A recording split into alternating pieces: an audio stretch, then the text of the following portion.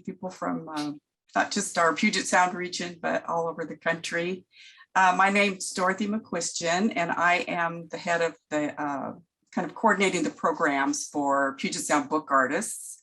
We are a volunteer-run organization in Tacoma, Washington, and we serve primarily the South Sound region of the Puget Sound, although we do have members from all over some different parts of the country as well. Please visit our website if you'd like to find out more about who we are and what we do. I wanted to let everyone know that after the formal presentation, we're going to move into breakout rooms. We usually do these for our members, but anybody who would like to stay for that is welcome to do so. They're going to be about 15 minutes, where you can talk about the presentation or other things that are on your mind having to do with book arts. All right, our program today is about mail art, as you all know. So Puget Sound book artists got involved with mail art at the beginning of the pandemic.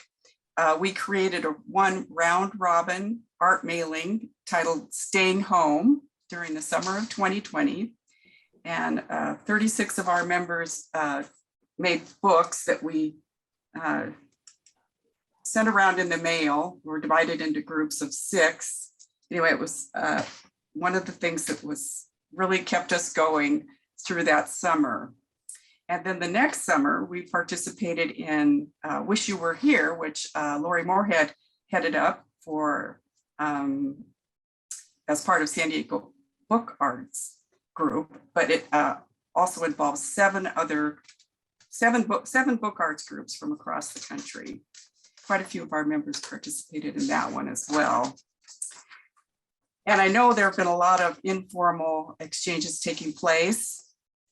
I don't have any statistics to back this up, but I would guess that during the pandemic, there's been a resurgence in mail art. I just know it's one of those things that's kept people's spirits up. So this leads to the creation of today's event. We are so pleased to welcome our special guest, Jennie Hinchcliff, co-author of the book Good Mail Day, a primer for eye-popping post. Jennie will introduce us to the contemporary history of mail art and share her long involvement with this art. After Jennie's presentation, we'll hear from PSBA members and mail art enthusiasts, Malpina Chan and Thea Albert. The two of them will then join with Jennie in conversation, and we'll take your questions.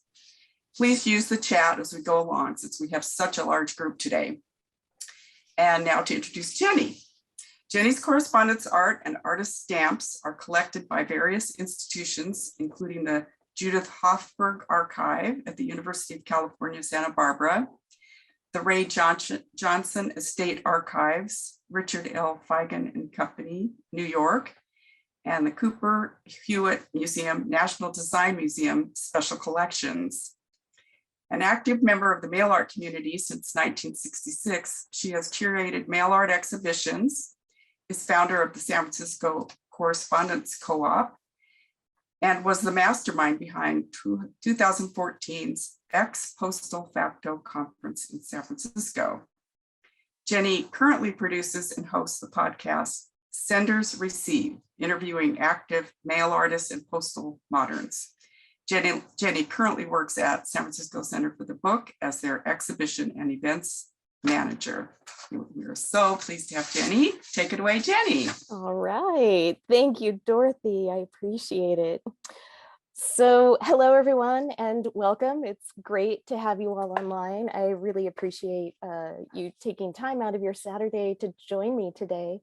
And I'm especially thankful to the Puget Sound Book Artists Group for inviting me to be here. I'm really excited to talk a little bit about mail art, a little bit about my practice and what I do and why I do it, and share a little bit of information about other artists who are doing this kind of work, and also how you can get involved if you're not already involved in the mail art scene. So I'll start with a little bit of history, just kind of talking about myself, because I feel like some of you are new friends that I've not yet had a chance to meet. So My mail art name is Red Letter Day, and I took that name because it was the name of a zine that I made in the 1990s.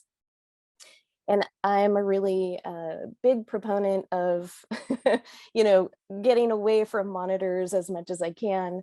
I really love, making things, working with my hands, and especially creating mail art. So as Dorothy mentioned, I've been involved in the Mail Art Network since 1996. I've corresponded with hundreds of people, both domestically and around the globe. And my mail art archive, which is my collection of things that I've exchanged with people, ranges in probably the thousands of objects. So I have many things stowed away in my apartment and my garage. So I've collaborated with the Smithsonian National Postal Museum on Artistamps projects. And as Dorothy also mentioned, my work is collected by numerous institutions, the Getty Research Institute, San Francisco Public Libraries, Book Arts and Special Collections Archive, among other places. So I've lived in San Francisco for 30 years. It's hard to believe, but it's very exciting. And so I feel really fortunate that I've been able to make a life in the arts here. San Francisco itself has seen many, many changes. And so every year that goes by and I can celebrate another anniversary here, I'm really grateful. I'm really thankful. So I'm the exhibitions and events manager at the San Francisco Center for the Book. And that also informs the work that I do in my studio practice. And so for those of you who might not know about SFCB, we're a nonprofit organization. We focus on book arts, letterpress printing, book binding, and we offer workshops in all of those things. So we have 3 to 4 exhibitions each year, of which I'm in charge of overseeing and sometimes curating those exhibitions as well. So we're a community space. People can come, see our exhibits, take classes with us, use our studio space. So if you're ever in San Francisco or you currently live here, please drop by and say hello. So in addition to working, with artists every day in my day job, I also have an active studio process of my own. And so what you're seeing here is an artist book that I did in 2017. It was called Proclamati, which is Dutch. And so this book was part of San Francisco Center for the Book's Small Plates edition. Their imprint, I did an edition of 75 of these little books. And they were a modified carousel style of binding. And everything is letterpress printed in the background that you see here. The text itself was digitally printed. And so here I am printing the book. I printed it on an iron hand press, which some of you may know. SFCB has 2 iron hand presses.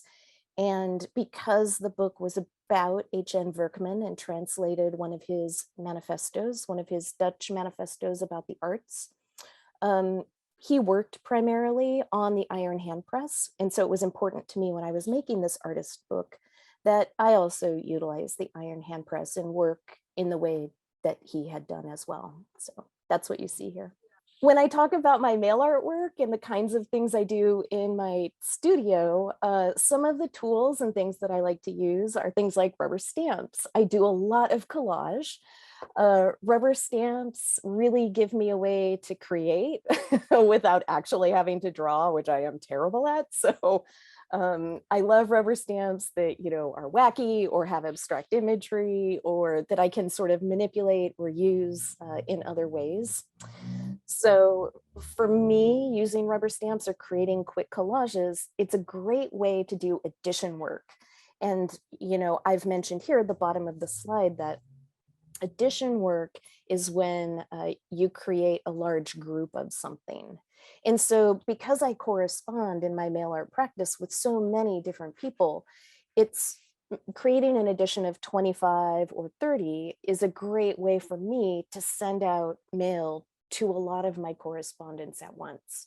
So, I'll create an edition of say 25 or 30 rubber stamped or collaged postcards, and then I mail those out to people who have sent me mail, recently. So what you see here are some of the rubber stamps that I use. I love these, you can see this kind of pencil that has the marbling on it. And it's one of those kind of multi smushed together colored lead pencils. I love those pencils. So another thing that I'm always thinking about when I'm sending out mail art is, what kind of format to use. Do I put something in an envelope? Do I put a bunch of stamps on a can of soup or a coconut and send that? And I'll talk about things like that in a little bit. But mostly I like to work in the postcard format because it's small, it's portable, it's a very flexible kind of format. And also it just needs a single stamp. So I can put a 40-cent stamp on a postcard that I've made and it goes through the mail very easily. I also like the fact that a postcard is double-sided. You're not actually putting something into a postcard like you would in an envelope. And so any markings or any sort of like post office participation that happens with a postcard, you get all the effects of that. And you don't quite have that happen in the same way if you're putting something inside an envelope. So I have a real fondness for postcards. I really love working in that small format. But I also mentioned here that when I am mailing things out internationally, usually I use an envelope because those stamps are expensive, right? It's $1.30 now to send something, to the other side of the planet. So I can put a lot more goodies in an envelope, whether it's a zine, whether it's a bunch of ephemera, whether it's a bunch of collage material or, things that people are interested in or looking for. I can put a lot of stuff in an envelope and for $1.30, send it to Germany or, to the UK or Spain. So I'm always thinking about the price of postage, which I'm sure many people on this presentation are also thinking about the price of postage. So in my workspace here in San Francisco, one of my most prized possessions that I have is my Rosbach perforator. It's from 1888. You'll see here, this is a picture of it on the right-hand side, and on the left is an edition of Artistamps that they were designed by Jennifer Utter, who I believe is on this call, JU13. And these were for our Halloween mailing in 2020 for the San Francisco Correspondence Co-op. So my perforator, for those of you who don't know what a Rosbach perforator is, this is a machine. It's foot operated, pedal operated, and it creates pinhole like perforations on a sheet of paper. And so that's what you're seeing on the left-hand side here. One of the things, I'm going to tell you guys this story because it's truly one of my favorite stories. This machine was patented August 7th, 1888. And actually my husband bought this machine for me. I was saving, but he knew that and he found one, and he up in Napa. And he figured out a way to get it down here. And August 7th is actually our wedding anniversary. So, he gifted me with this machine on our anniversary that was patented, over 100 years ago on our anniversary. So I love this machine so much. I repaired and restored it, replaced the pins, refinished the wood. And it's truly one of my most special pieces of equipment that I have and use. So for a long time, I've made artist books and zines. I've done this since the early 90s. And, in addition to that, I think a lot of times, if you have a passion for paper things, you also have a passion for things like staplers and glue sticks and postage stamps and rubber stamps. Like all of these things kind of go hand in hand, right? And so I've always sent things through the mail. Like I imagine many of you, I wrote letters home from camp or from vacation to my best friend. I grew up in a small town in Oregon. And so one of the ways that I would correspond with my friends in other towns was I would send them letters. I would decorate the envelopes. We would have these long conversations through pen and ink. Like we would write all that stuff down because as a teenager, like as a middle schooler, a long distance phone call was really expensive. I grew up in the 80s, so a long distance phone call was really expensive. It wasn't something that, my parents let me do all the time in the same way that we can do so easily now. So one of the ways to communicate with my friends in other towns, because I didn't drive at that time, I was a little kid, was to write letters. And so that's what we did. And so early on, I developed a really great love for those things. I also loved postage stamps, something that I'm sure a lot of you can also appreciate. I just love the smallness of them and the, kind of world building that would happen. Like you could stare at a postage stamp for like minutes and minutes and think about the place, the typography, what it looked like, who are those people, where is that ship sailing, like those kinds of things. So I've always loved the design of postage stamps. And so all of these things informed the work that I would, start to do in the 90s when I got involved in mail art, but it also really informs the work that I do today as a book artist, as a mail artist. So, I was one of those kids who like would doodle on peachy folders and just like anything I could get my hands on. I would like glue stick a bunch of stuff and, attach pieces of paper to other pieces of paper. I just always kind of done that. And so, when I was here, I moved to San Francisco in 1991. I graduated from college in 1995. I got a job right out of college doing what I had paid for my degree. But I still kind of felt this lack of connecting with other artists who were doing, things like writing letters and making zines. Like I didn't know anybody like that. But I thought to myself, well, maybe I can meet some people. Like maybe I'll make a zine and I'll meet some people and I'll just start giving it away. so that's what I did. And you can see a picture here of the zine, Red Letter Day. This is a photo of issue number 3, and the theme was faux postage and decorated envelopes. So the first issue actually came out in 2000. Each issue of the zine was 150, and that's kind of a big edition, actually. It was all photocopied. You can see here the covers I always printed in color, like on my inkjet printer. And, because it was 2000, we didn't, the internet was very different then. And it was important to me that people be able to see all of the mail artwork, because part of the way that Red Letter Day worked was I would put out a call for entry on mail art message boards or forums. I would say, I'm doing a zine. There's a theme, and the documentation for, basically the thank you or the thing you will get in return for sending me a piece of your mail artwork is I'll give you a copy of the zine. And so that was how the Red Letter Day project worked.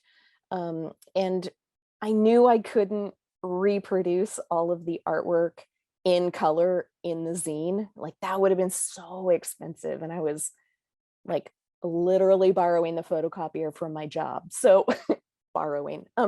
So what I did instead was I photographed the front and the back of all of the artworks.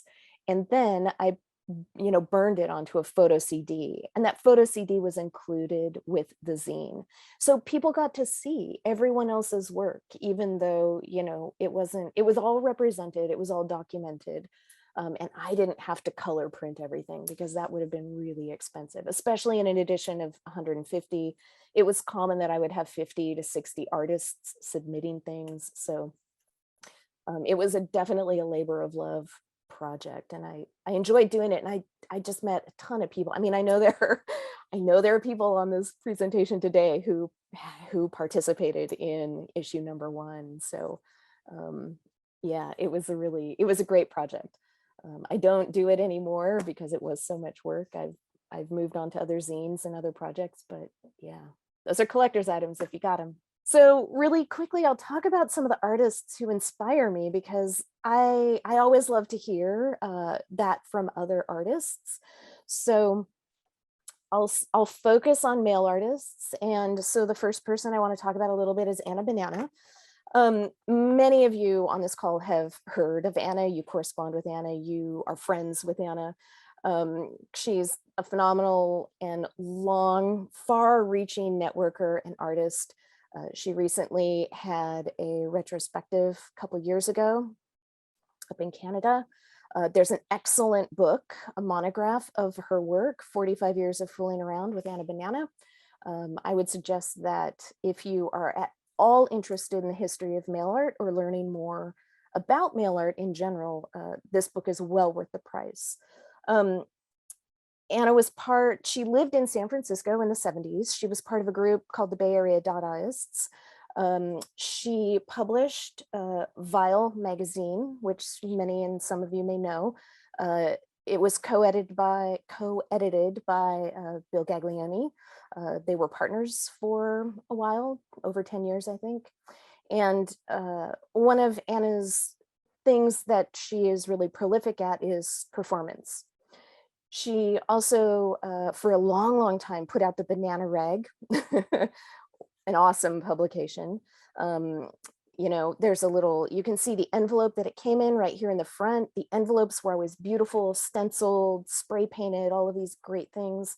And the Banana Rag is in the back. And the Banana Rag was basically like a newsletter, a mail artist's newsletter, sort of like a town hall where you could figure out and find out what people were doing. So, excuse me, a really great thing. A lot of work for her. She doesn't do it anymore. So another artist who inspires me quite a bit is Leonortani. Some of you may know Leonortani's work.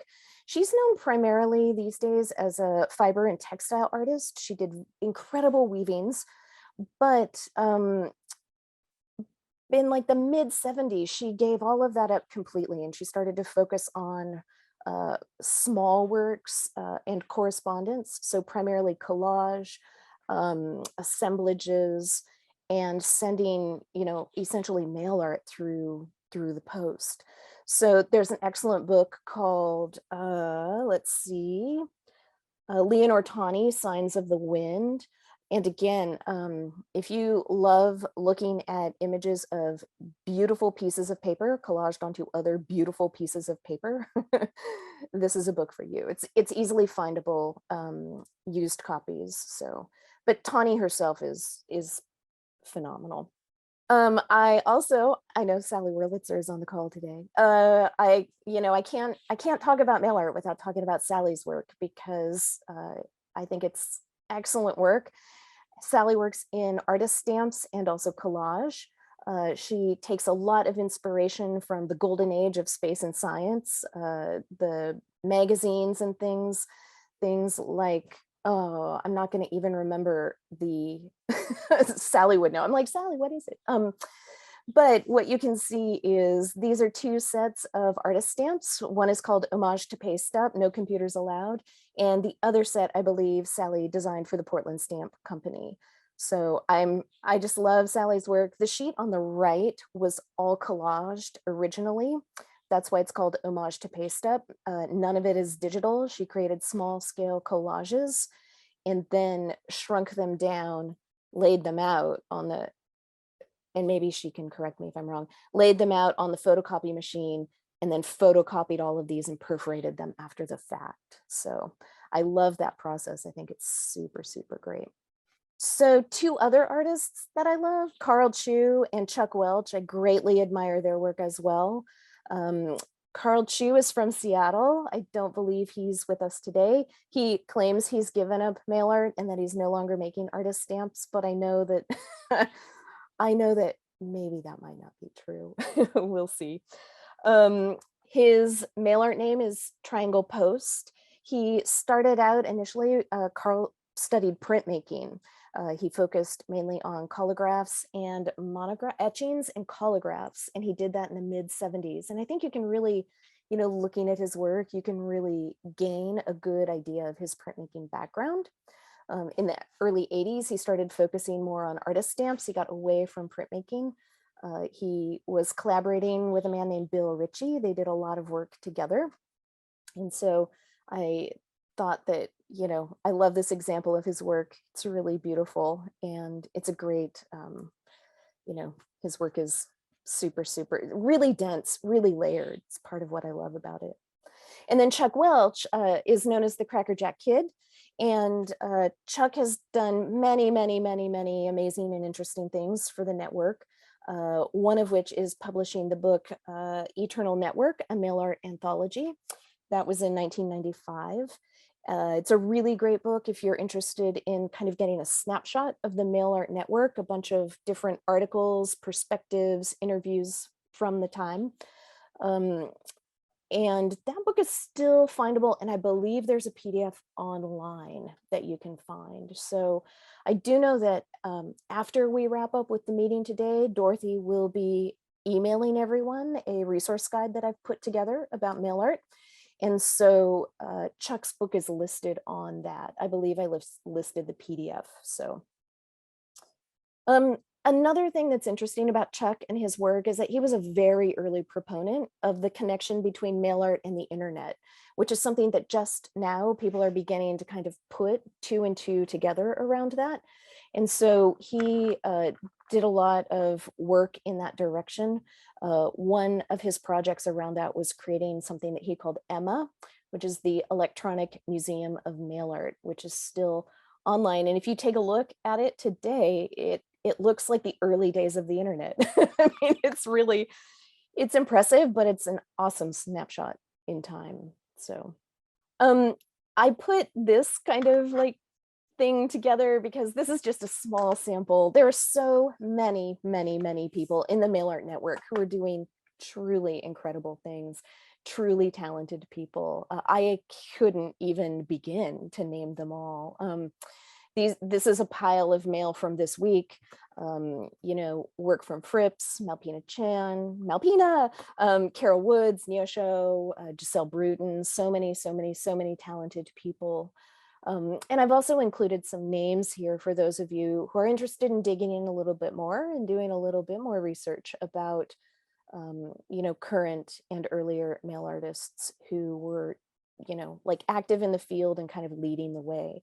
So people like Irene Dogmatic, who's in the Bay Area, still making zines and raising hell today.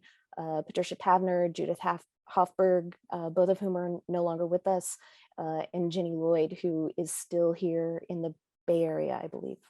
So that's a lot, right?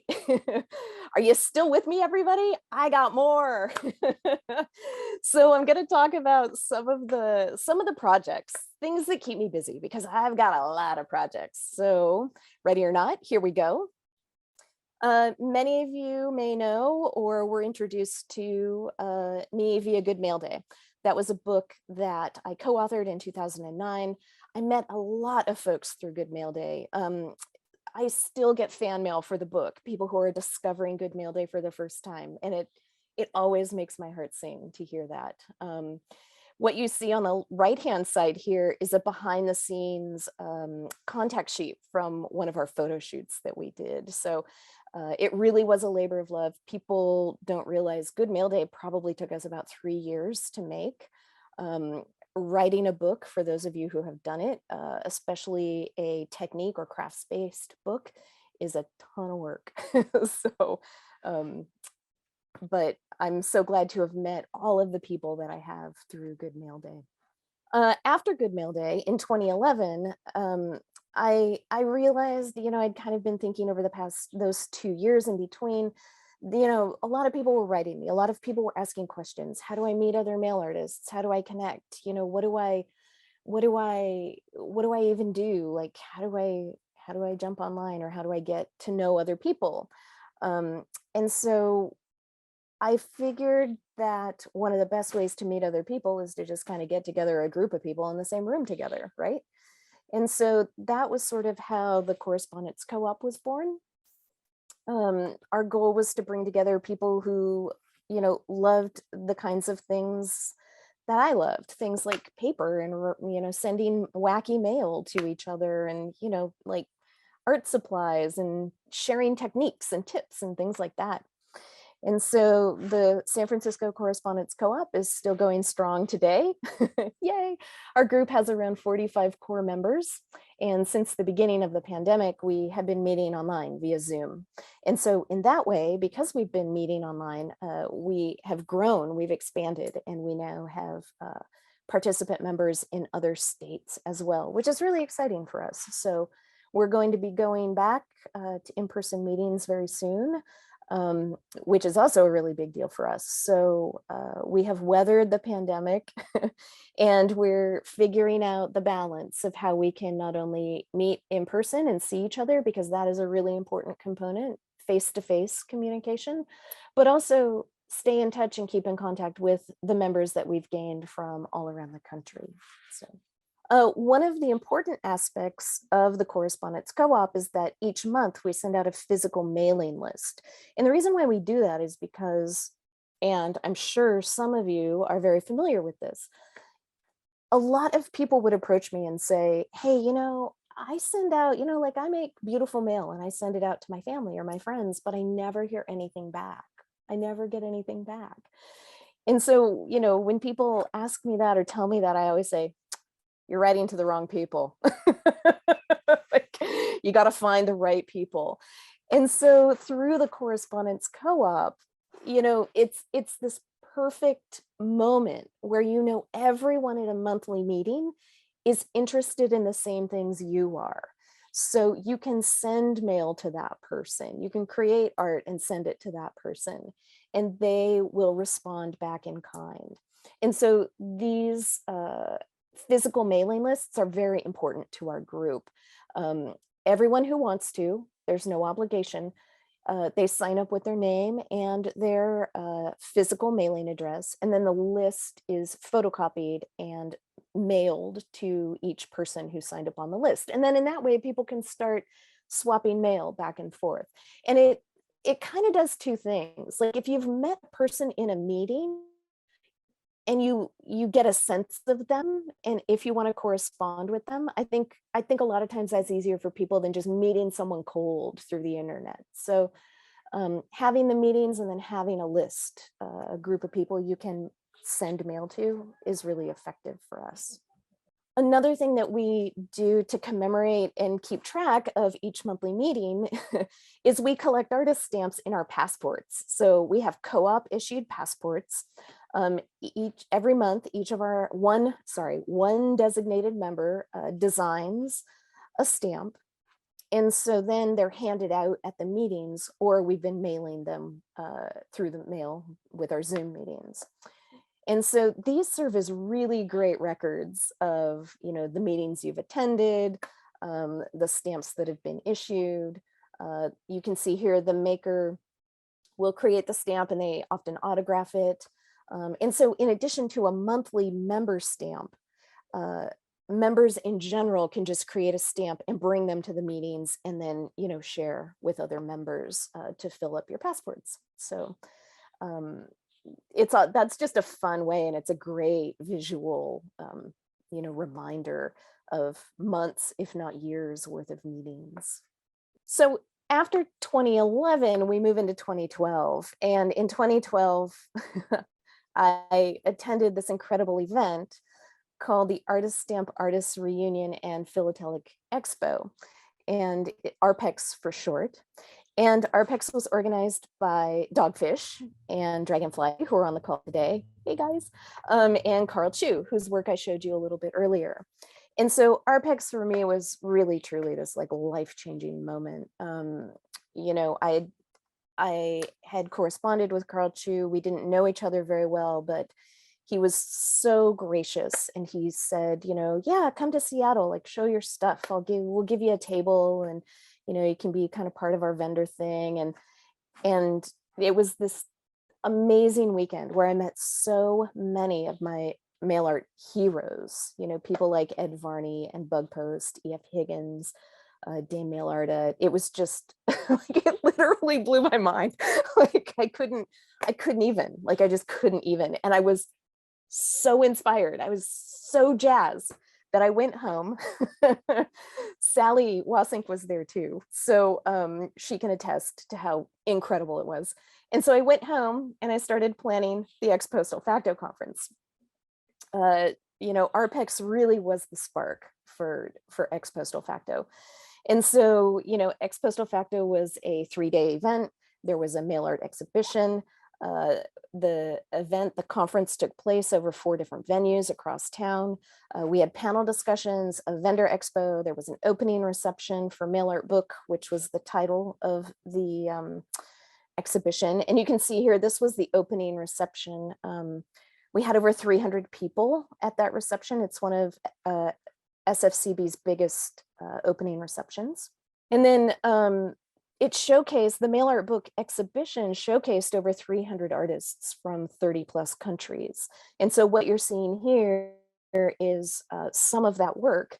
You know, I'm sort of getting ready to figure out where it's actually going to go in the gallery. And so as the curator, I spent a lot of time grouping things, figuring out how things would be displayed, how some things were more fragile than others, what could people touch. It was really important to me that people be able to look through the work and handle a lot of it, which they did. We had these great like USPS, those plastic buckets on pedestals with chunks, like stacks of mail in them that people could just poke through and look at and get inspired by. And so, yeah, I was really happy with the way the exhibition came together. And then, you know, the other component was the conference itself. And so that brought together mail artists and networkers from across the country and around the globe. We had attendees from multiple states and countries. You know, what you see here in the lower left-hand corner is a picture of James Felter, Harley, James Cline, and Ginny Lloyd. We were all on stage discussing Artistamps.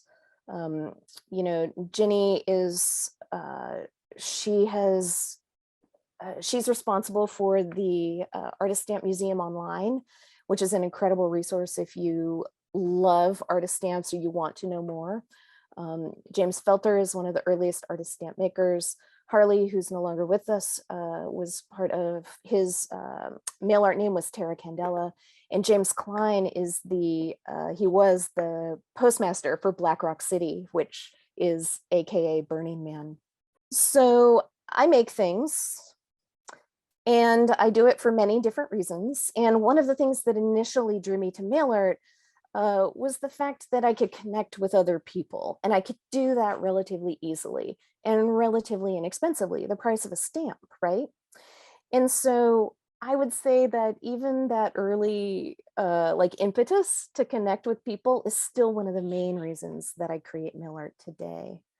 I put a little note here that another reason why I make mail art is because I love going to my post office box over on Haight Street and just seeing the look on the postal employees' faces when they like hand over another incredibly strange piece of mail. So I mentioned here this stuffed plaid teddy bear that happened, that was for real.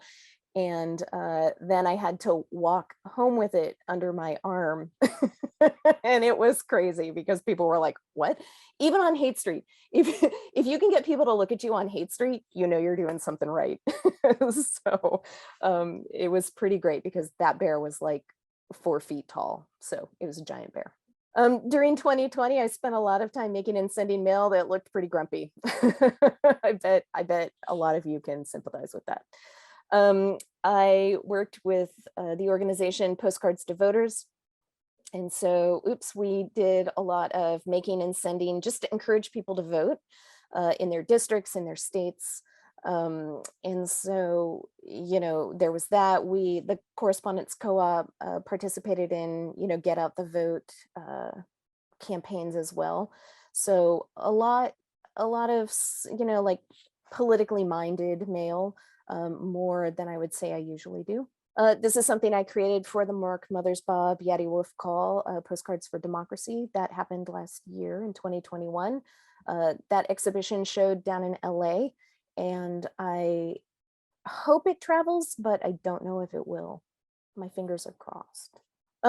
You know, these things that I'm showing you now, I'm showing you because there's some kind of wacky things in here, and these are examples of what you can make and send as well, things that have gotten through the mail, that have successfully been sent. So this is a postcard. I did put it in a clear plastic sleeve, you'll notice. I love donuts, no lie, I love them.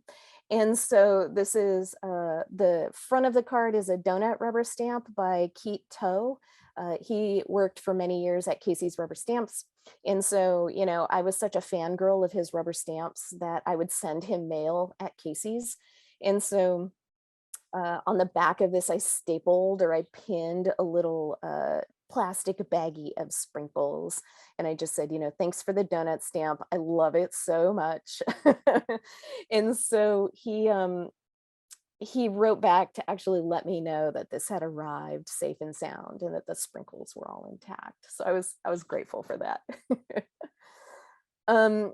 This one it's a picture of my archive. I often mail things to myself. So, you know, my memory is like totally gone because of the pandemic. And so a lot of times it is easier for me if I'm making an edition of something, I'll make one more extra and I'll be sure to send something to myself as a copy so that I can just remember kind of what I'm making. I also take pictures of stuff on my phone, but I don't look at that as often. So it's just more fun to mail something to myself and be like, oh yeah, I guess I did do that. This was a unique item. I don't have multiple hard drives at all. But when my computer fried out like years ago, you know, I'm always kind of looking. I'm always looking at the ground and I'm looking through the recycling bin and I'm sniffing around for stuff. And so it always kind of starts with a question like, can I mail that? Could I put a stamp on it? What do I think? Could it go? I don't know. Let's try it. So, you know, with my laptop, which was such a workhorse and had served me well, I'm like, wow, I love you. So I pulled the hard drive out and I stuck some stamps on it here, you can see, and I mailed it to myself. And it took a long time, but it arrived at my PO box. And you'll notice that there are these pen cancels with ballpoint pen on the stamps, which I'll talk about in a minute. So when we talk about the post office, we should also talk about these envelopes that we sometimes get. And I can hear the groan through the crowd. I know that people who've been doing this for a long time have probably received these We Care envelopes. And this is what happens when you send something, you know, you hand something across the counter, you drop something in a blue box, and somehow it gets kind of spit out of the postal stream. And so, you know, a lot of times the USPS, if they can, they'll just put it back on the conveyor belt and keep it moving through the system, but sometimes they can't. And so they'll put it in one of these We Care bags and then they'll actually physically mail it to you. So that's what happened in the case of this piece of mail. This came from the artist Neosho in Chicago. It was actually quite a thick booklet that she had put together. And I think that's probably why it did not go through the postal processing machinery. It was probably too thick. And then as you can see, it got pulled out of the postal stream. You know, it was canceled with Sharpie pen, it looks like. And then, you know, for those of you who correspond with Neosho and know her work, you know, it always kind of looks like it's been run through, you know, like machinery anyway. And so I could totally see that maybe a postal employee thought to themselves, oh, this has been damaged. And so they put it in an envelope and mailed it to me. But even when I got this envelope, the envelope's still trashed. I mean, it's like, oh man, okay. So it's all just part of the process. If you get something, you know, like if you have sent something to a friend and you get it back in one of these We Care envelopes, I would just suggest taking it out of the envelope or keeping it in and just send it back to your friend. Sharpie cancels. I promised that we were going to talk about them, and here they are. And there are people on this call that I can hear are just like laughing because this is a conversation we have all the time, or they're groaning because they hate the Sharpie cancels. So I actually love them. I just think they're hilarious. Just because they post all kinds of questions, you know, who did this? Why did they use a blue pen? Why not black? Like, what kind of mood were they in? Like, was this person happy? It's kind of wavy. It's not like aggressive. So, you know, maybe because this came on a box, you know, like, I don't know. There's all sorts of questions here. And so, you know, it's a conversation that will never be answered because I will never know who did this. But it jumpstarts my imagination, and I just always love pen cancels. So there are people who hate them with a passion, but I don't mind them. So why does mail art matter? Great question. Mail art matters because mail artists have a phrase called the mailbox that states the mailbox is a museum. And so for people who,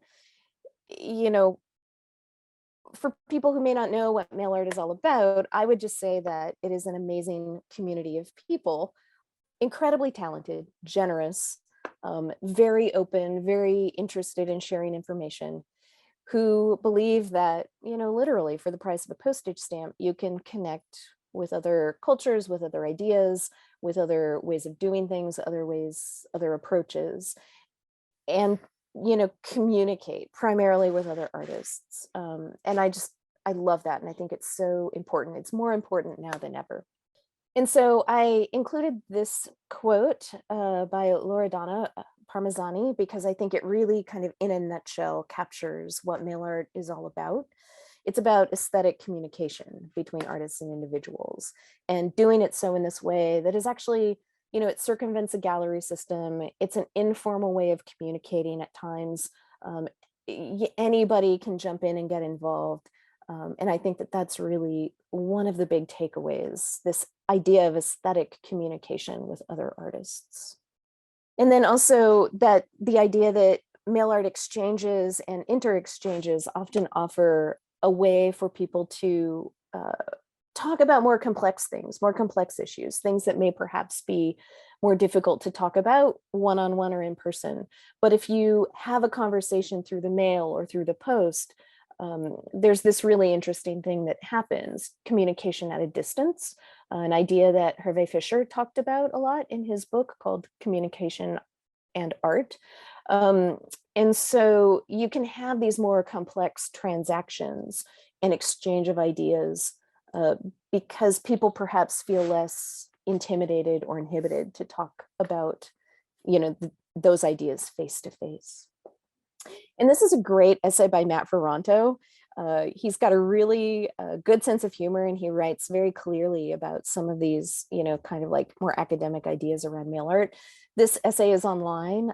You can easily find it. So, and then early at the top of the talk, there was a mention of the podcast Senders Receive. This is a new project that I've been working on since the beginning of the pandemic.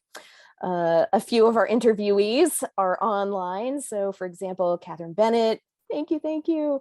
Sally Wurlitzer, Mitska Brooks, many different mail artists just talking about what they do, why they do it. And you can find this podcast in all the usual places. So like Apple Play, Google Play, Spotify, yeah, all of it. And it's on Instagram, and I always post when the new episodes are coming out. So if you follow on Instagram, that's the best way to know when something new is coming out. And I think I'll end with a big thank you. Thank you to all of you for attending, everyone. It's been so great to see everyone online. But then also I want to thank Dorothy, who's the program chair for Puget Sound Book Artists, and then also Malpina and Thea, who will be in conversation in just a minute. So thank you so much. And thank you for the invitation to share a little bit about what I do. I really appreciate it. Thank you. Thank you, Jenny.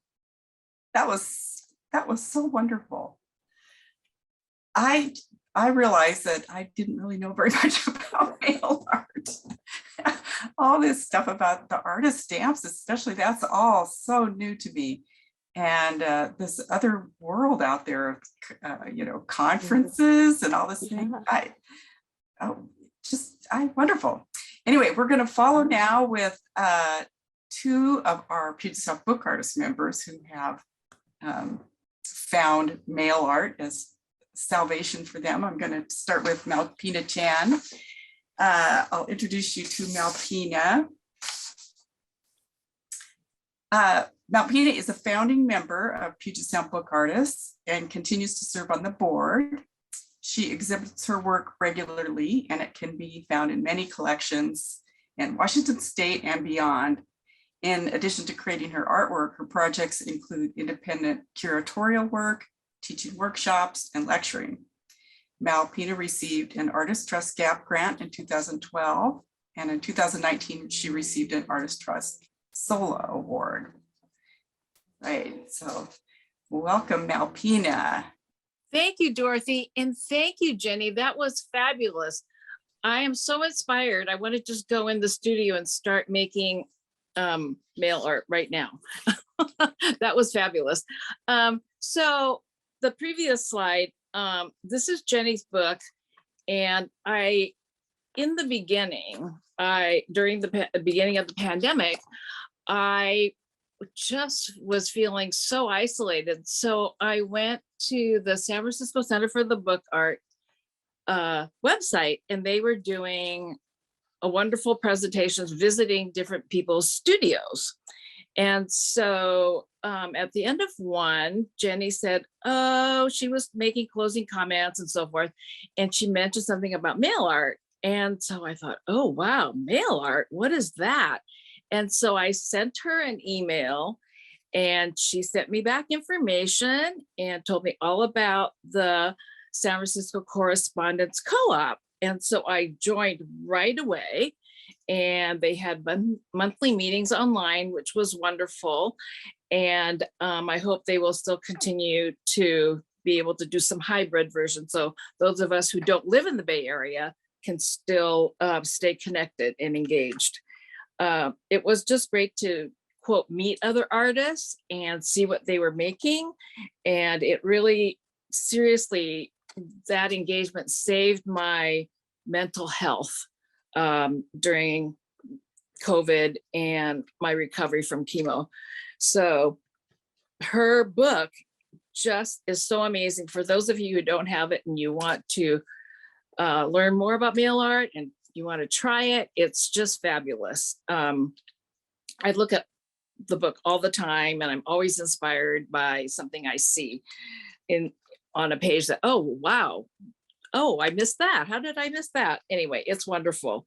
So I just wanted to include this because there's the logo for the Correspondence Co-op. And Jennifer Utter is amazing. She sends out this list of people who attended the previous month meeting, and you get it snail mail, and you can, like, you know, keep track of who you send, who you want to send mail art to, who, you know, you engage with in conversation during the meeting. So I just wanted to show that. So here's some samples of the postcards I've made and sent out. And I really like Jenny's idea of sending one to myself. I hadn't thought of that. And so I do make small editions, and I do keep an archive. And so if there's a design I really like, I want to go back and make it again, or I might, you know, take that design and change it up a little bit. And so this is an example of some of the things that I made this past 2 years. And here are my favorite tools, all really basically very inexpensive. So a clear ruler, acrylic ruler, is great because it has all these hash marks on it, and it's great for measuring. And my favorite Olfa stainless steel knife is just fabulous, and you can replace the blades. You probably all know about that. Scissors and tweezers, if you're into collage and you want to, you know, lay down small pieces of paper and stuff. And this Yamamoto glue stick is archival, and it's wonderful. It was recommended by several people in book arts that use it. And if you have a small area that you want to glue down, you can just take a little brush and just put a little of the glue from the glue stick on a brush, and then add that to your paper. And these are all different kinds of postcards that you can buy. I know some people like to make their own. It will also depend on what kind of media you want to use. So there's all different thicknesses. The Strathmore watercolor paper postcard is really great and very sturdy. I don't use wet media really on my postcards and collages. And so I like using just standard postcards that I buy in bulk from Amazon. And I like the surface of them. They're really smooth and great for collaging and stamping. And this is wonderful. This is a do-it-yourself rubber stamp printing kit. It's really easy to use, and you receive 2 sizes of letters with the kit, and then platens of various sizes and shapes. And so when the pandemic started and I decided I was going to start sending out mail art, and I wanted to stamp it and identify that this was viral mail. So that's when I started. So my first stamp with this kit was the circle where it says viral post, and it started in 2020. And then I had 2020-2021. And then I changed it to add 22. And that indicates the time that we've been dealing with this pandemic. And here is a sample of some of my rubber stamps. I've been collecting them for years, using them for different purposes. And you can purchase those, of course, anywhere online, Etsy. They sometimes have really great ones at Michael's. It just depends on the timing. And then I also started collecting these old vintage stamps, like the info copy, original, and correspondence. And you can find things like that on eBay. They're wonderful. And sometimes the condition of them can be a little tricky. So you have to kind of play around with the inks that you use, stamping inks. And here's another great way to add images to your work. These are called, they're foam stamps that are, they're cling foam stamps. And then they don't come with the acrylic block. You have to buy those separately, but they really do create wonderful images, and they're really easy to use. The acrylic blocks are great because you can see through them, so you can place your images right where you want them. And of course, you can carve your own stamps, which I did here with the Lotus. And the Speedball Speedy Cut is wonderful to use. And many of you have the Speedball carving, linoleum carving cutter set, which has several different sizes of blades with it, which you store in the handle. So here's some ideas for additional ideas for stamping. So on the left, I have just standard office stamp that you can find at Office Depot or Office Max or on Amazon. And then on the right, I started collecting, if you will, what they call these rotating date stampers. They come in different sizes. Some have 4 bands, some have 6 bands, and they have different fonts, like old looking fonts and some modern ones. And so you'll see that in the 2022, it's more of an old fashioned numbering font where it's really beautiful. And then down at the bottom near official is more of a contemporary one. And so they're lots of fun to use, and you can just put whatever numbers you want. You could date your mail art, which a lot of people like doing. And here is just a spattering of ephemera paper. And really, I just call this the anything goes, because you can use anything, as Jenny talked about earlier. I use old dictionary pages, music, and if you have something you really like and you only have one, you can Xerox it and use the Xerox. And junk mail.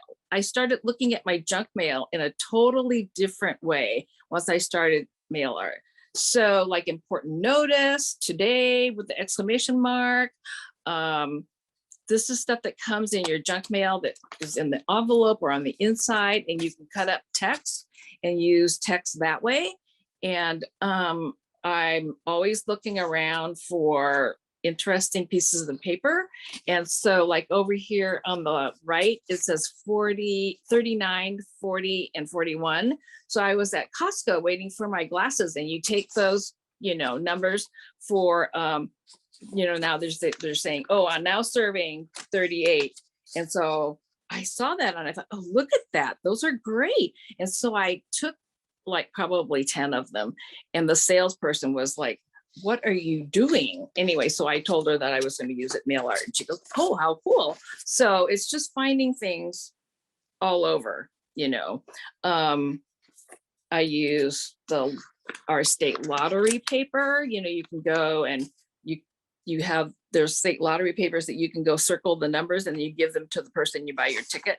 And so that's what the red numbers are with the finger pointing hand. That's what, and it's just great. So it's like whatever you can find that it's free. And so it's lots of fun to kind of mine what you see out there when you're out and about. And of course, vintage postage stamps, you can find those almost anywhere.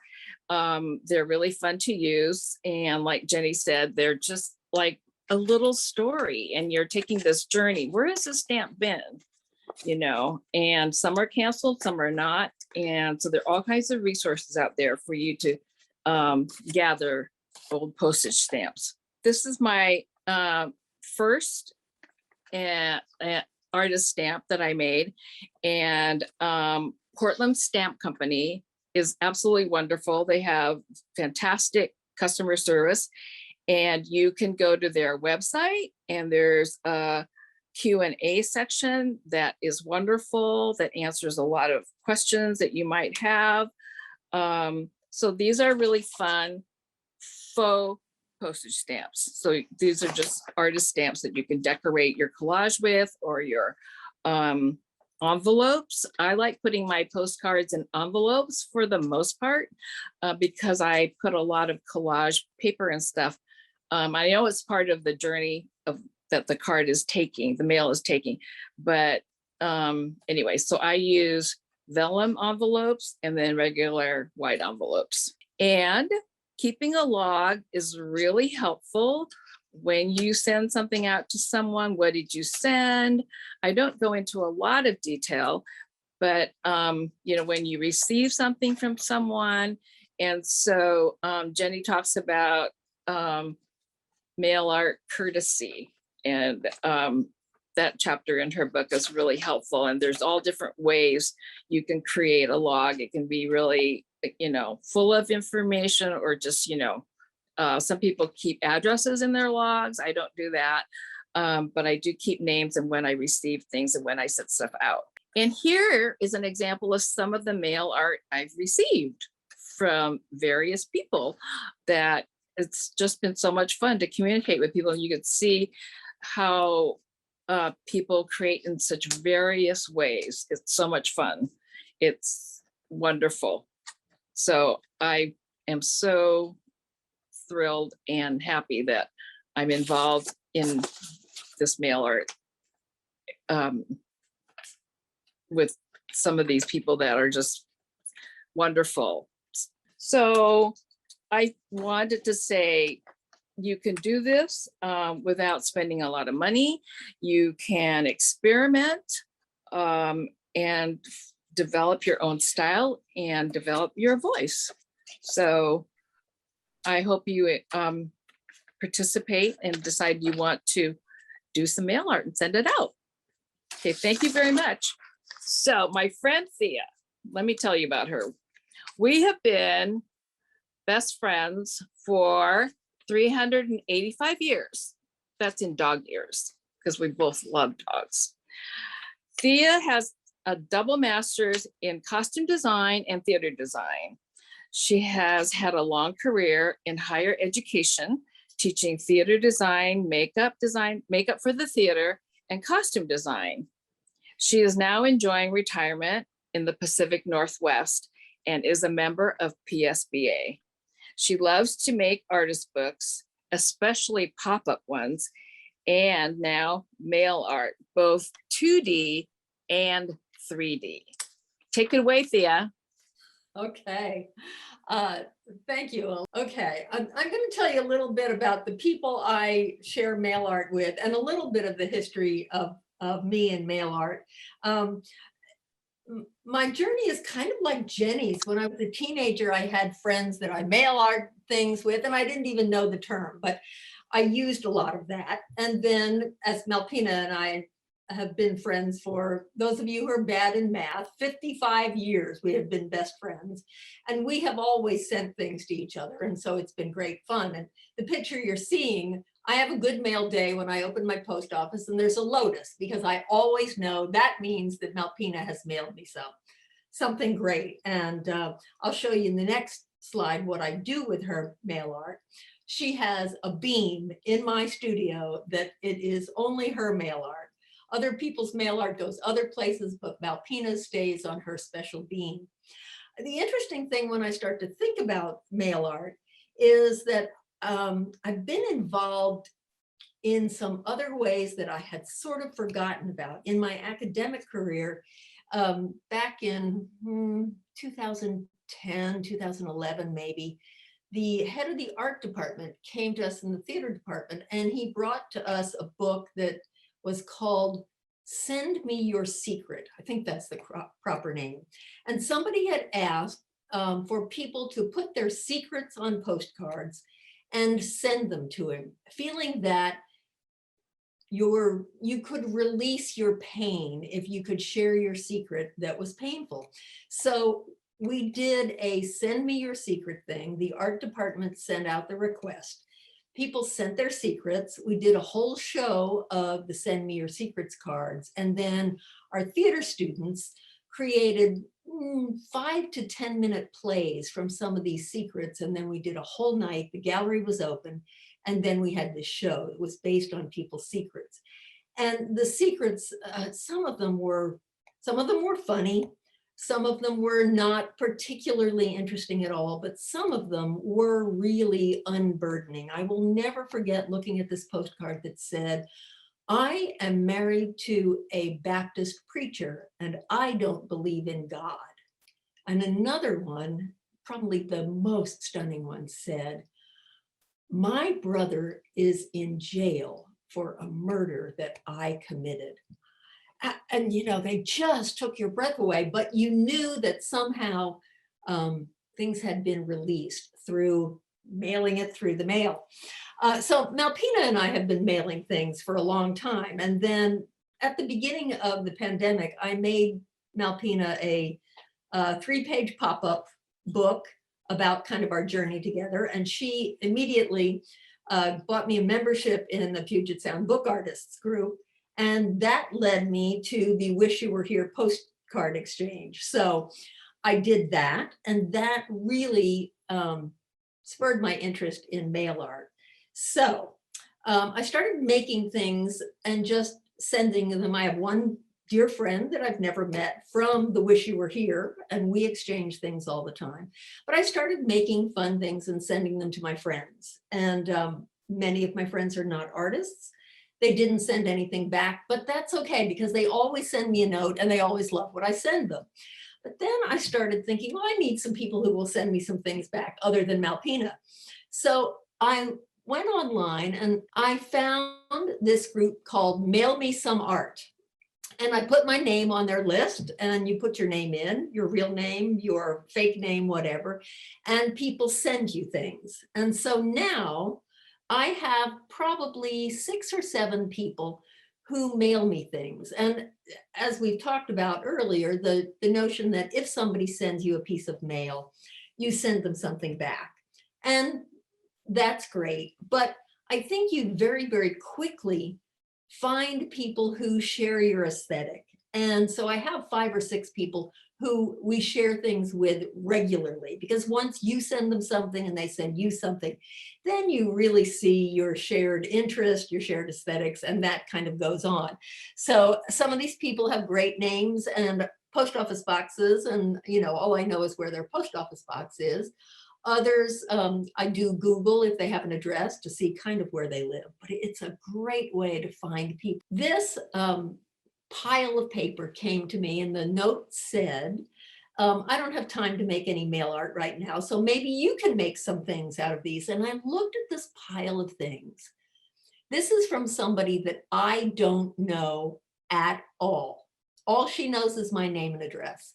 There is, in the back, there is a page of Shakespeare. I taught theater. I spend my winters in the Bahamas. There's a piece of paper with water. I am a world traveler. There are all these maps. There are tickets. It was like this woman knew me, and yet she had never met me. And so there was this kind of magical connection. And so I've made some things to send to her, and now I'm waiting to see what she sends back. She's obviously busy, so she doesn't have a lot of time to make things. Somebody who has obviously picked up on my interest in fashion. So I get all these things with historical fashions, and there's just a delight when I open these things, because there is a shared experience with these people who I really don't know at all. And I think it's also interesting. I think some people in this day and age were very hesitant to put our real names and our addresses and et cetera out, especially online. So, you can get a post office box and you can make up a name and you can be anybody you want and carry on from there. So my other part of my mail art journey is with children. And this started, one of my past students is on my Facebook. And I was scrolling through one day and I saw one of his 6-year-old daughter standing at her easel, and she was pointing to all of her little paintings. And she turned around and looked at him in the camera and said, "All of my paintings are special to my heart."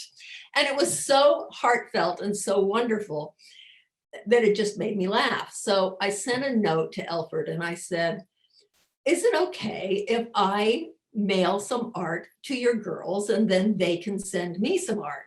And he said, of course, they would love that. So I've started a mail art exchange with Ruby and Lucy. And sometimes I send them things. The puzzle pieces you see are a postcard that are puzzle pieces, and then you draw on it and break it apart. The ripped picture, apparently the dog got a hold of this before Lucy could send me this.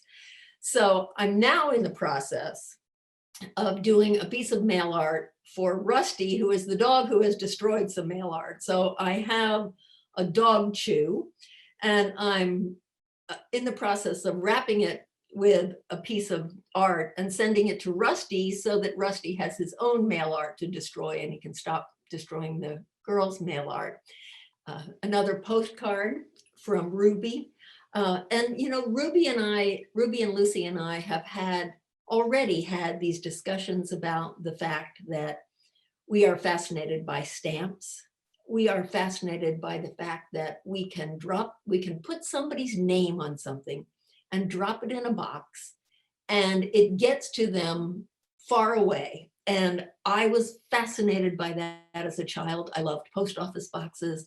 I loved when my parents got things from overseas. And so now this mail art exchange with these young children is a way that I have found to really interest them in the post office and hopefully get another generation of mail artists.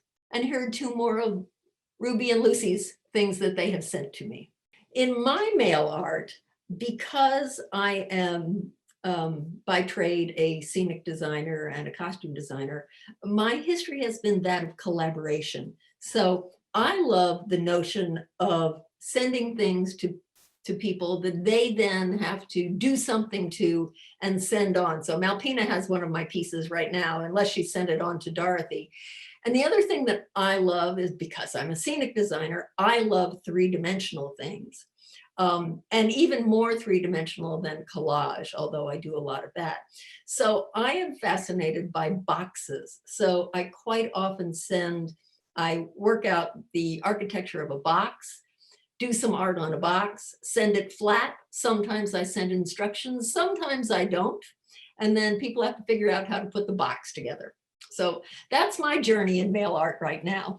And with Ruby and Lucy, I just learned 2 days ago, their dad said they had just gotten something from me. And he said, you know, when the kids come home from school, they look at me and the best thing I can say to them is, girls, you have mail from Thea. And that's just like a hallelujah day for them, which I just think is fabulous. So I hope to hear from some of you as well. Thank you. You're welcome. Yeah, I was going to show, maybe I'll show it later, but I got a box from Thea, so I'll show it later. All right, so now Thea and Jenny and Malpina are going to have a little conversation. So you want to, I guess, do we want to take, are there questions? Are we encouraging people to do questions now? Sure, or will the three of us? Okay. Well, I'll start with there was a question about, I know you talked about mailing the teddy bear. So somebody was like, what can go through the mail? Can staples on the outside go through the mail? I mean, what can you get away with? Maybe you could address that a little bit. Okay. Yeah, I think we can all speak to that, the three of us probably. So the teddy bear, I'll say, was mailed to me. The address was on a tag tied around the bear's neck. I can't quite remember how much postage and postage stamps was affixed. I think, so the short answer of what can you get away with? You know, it's the question they ask you when you take something up to the counter. Is there anything perishable, liquid, fragile? You know, you can't send hazardous things through the mail. You can't send, no fireworks, nothing like that. As far as, and I speak only about my experience. My experience has been that if you I deal pretty specifically with the people at the Haight Street Post Office. I have a post office box there. It's easier for me to get mail at home or at the post office than it is here at my apartment. And so I've developed a really good relationship with them. I know everyone's name who works at the branch. I'll take them Christmas cookies and things like that. I make sure, not make sure, but they know that mail that's incoming is, and it's a little weirder than the usual mail is it might be my mail.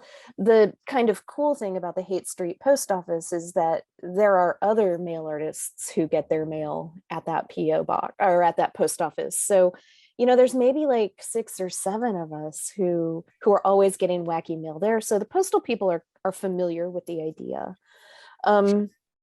That's one really big thing, sort of working with them as opposed to like forcing things with them, I think is really key.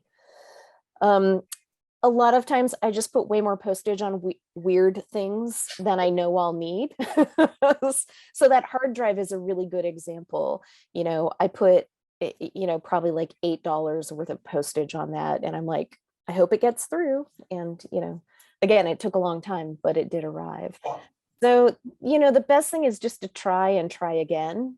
That's part of the beauty of it. You never know if a truly weird piece of mail is going to make it through or not. And that's all just part of the process of it, for sure. So I don't know, Thea, Malpina, what's your experience? My experience is very much the same. In the Squim post office, I've tried to make friends with everybody. There are 1 or 2 people that I think, oh, I'm not going to that window. I'll kind of step back in line because I know I won't get it through. But there are 1 or 2 people that kind of get it, and I've explained it, and I've made mail art pieces and said, hey, put this in your break room. This is for all of you. Thank you. All of that kind of thing. And then I've learned in my area, there's a tiny little post office in Chimacum, Washington. And the guy is an artist, and so is the woman. There are only 2 people who work there. So that's going to become my post office of choice because they get it and they're excited about it. Yeah. And I think that's the key. Yeah, and also I think finding postal folks who know the rules. And I think it's really easy. I know I've taken stuff to the counter and said, hey, can you weigh this so that I can put postage on it? And they're like, that'll never go. And I'm like, yeah, but you're just saying that because it's like a complicated thing, so having someone who I think knows the rules and doesn't immediately veto whatever weird thing it is you're bringing them is also pretty important. It's easier to say no, and so yeah, if you find someone who is super into what you're doing, it's like those people are gold for sure. Those postal people. Absolutely, I agree. I do take things down to the main post office in Olympia. I will drive the 8 miles one direction to go to the main post office because there's only one grumpy person, but everybody else is just like, oh, wow, that's a really cool envelope, or that's really great. Oh, this is fun. And then sometimes they'll hand cancel it for me so that it doesn't go through the machinery and stuff like that. And so they think that's really great that this mail art is going to San Francisco to Jenny or to Thea, or, so I think what you're saying about, being friendly and, treats are really great. I don't know if it's like bribing a government employee, but anyway, so I think a smile and gee, do you think I have enough postage on this is a really great way to go. And they'll tell you, they're just, they're really wonderful. So I Thank you. Malpina, would you tell a little bit, somebody asked about the stamp where you had your stamps made. Was it Portland Stamp Company? Okay, Portland, Oregon. Yeah, the Portland Stamp Company. Okay. And if you just put that in your Yahoo or Google search, they'll come up. And if maybe we can add that to the resource page. I think I included them. Oh, you already. probably have it on it. Yeah. Okay. Yeah. So, and they're super responsive and wonderful. Vice perforator. Is it Nick? Is that I have his name right? Anyway, it's really cute. So he sends me, an email response to a question or something, and he signs it. It comes from Vice Perforator because he's the second in command. He's not the main perforator. All right, there's a question about getting postage off of envelopes without tearing. And Susan is asking this question, and Steam hasn't worked for her. So any other ways to get postage off of envelopes? You mean to save the stamp? Because you like I think that's what she means, yes. Okay. I've tried wetting a paper towel with just water and laying it on top of the envelope. It doesn't always work great because they're with the peel and stick stamps. I don't know what the glue is, but they're harder to remove. So that's the US postage peel and stick stamps. So foreign countries, my neighbor gave me a bunch of old postcards that, from her travels and her family's travels. And so I just put a wet paper towel, folded up like, about so big, and then sit it on top of there for, I don't know, half an hour or so. And then those are old. So those are the licking stick. Thank you. Yeah, the new ones, you might have to just cut the paper out and everything. If you have something that you can't get apart, there is a website called This to That. And it's really intended for figuring out what will glue one thing to another. But there is also a section on This to That of how to unglue things that have been stuck together. It's called This to That. Mm-hmm. This to That. Oh, wow. Okay. Lori, have you noticed, am I missing? I don't feel like I'm catching all the questions. I saw one question, somebody was talking about the sending the secrets through the mail, and that person said, is this the Post Secret 2005 project? It was based on the Post Secret 2005 project. Yes, that's what the art professor was inspired by, and we went from that. And it's a fascinating book. He put that into a book of just incredible work. Yeah. And then another question was, I think that this was to Jenny. What is inside your envelopes? Is it letters or is it more art? It depends on who I'm sending to. Okay. And then there were a whole bunch of suggestions in the chat. I haven't gone all the way through. Oh my God, there's 15 new messages.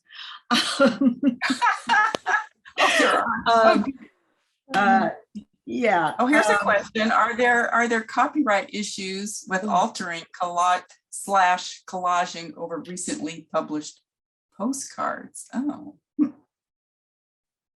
Yeah. What do they Copyright- mean recently Yeah. published postcards? Well, maybe one you'd buy off the rack, in a tourist destination or something. Uh-huh. So I am no copyright lawyer. I'm going to just preface this whole answer by saying I am not speaking for the copyright industry, but usually when I'm working in that way, where I'm collaging over a contemporary issue, like image or something like that, it's kind of a 60-40 rule. So 60% is mine, and I alter the thing in such a way. Usually I alter something so much that, sure, maybe you see the Golden Gate Bridge, but like everything else has changed on that postcard.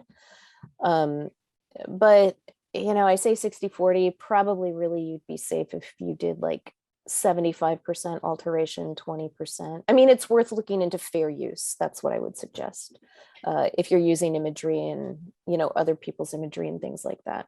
Copyright is a huge can of worms. People always ask about it. It's pretty darn complicated. But collage actually, there's a lot of conversation in the collage community right now about this exact issue, where that line lies with a work of art, becoming yours as the artist and maker, as opposed to a bunch of things you've stuck on a piece of paper that still belong to someone else. So Yeah. It's worth looking into fair use. And also, if you don't know the magazine Collage, KOLAJ, they are out of Canada. They're a great magazine, especially if you love collage, you work in collage. I would absolutely suggest it. And they talk about this issue quite a bit. So There's an interesting, somebody suggested Gugon for the the peel off stamp. And also a website, undo, UN-DU, sticker, tape, and label remover. Go to www.un-do.com, un-du.com.